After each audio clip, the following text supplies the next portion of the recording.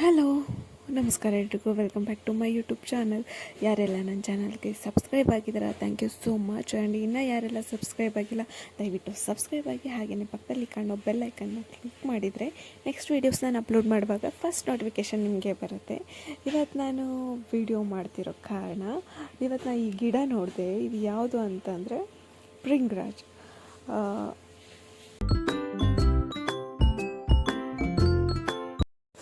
ಈ ಗಿಡ ಕಾಣೋದೇ ಅಪರೂಪ. ಸೊ ಕೆಲವೊಮ್ಮೆ ಹುಡುಕಿದ್ರೂ ಸಿಗಲ್ಲ, ಇನ್ನೊಂದು ಸಲ ಕಣ್ಮುಂದೆ ಇದ್ರೂ ಗೊತ್ತಾಗದೇ ಇದ್ದಾಗ ಇದರಲ್ಲೊಂದು ಹೂವು ಇರುತ್ತೆ. ಆ ಹೂವು ನೋಡಿದಾಗ ಮಾತ್ರ ನಂಗೆ ಗೊತ್ತಾಗುತ್ತೆ ಇದು ಭೃಂಗರಾಜ್ ಅಂತ.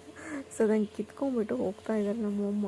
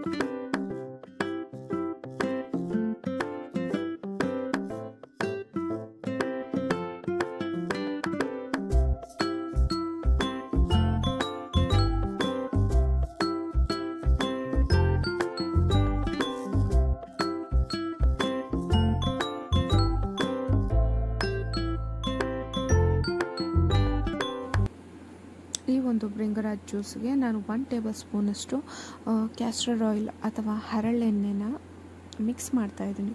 ಇದರಿಂದ ಹೇರ್ ಗ್ರೋತಿಗೂ ತುಂಬಾ ಹೆಲ್ಪ್ ಆಗುತ್ತೆ. ಪ್ಲಸ್ ಡ್ಯಾಂಡ್ರಫ್ ಇದ್ದರೆ ಅದು ಕಮ್ಮಿ ಆಗುತ್ತೆ.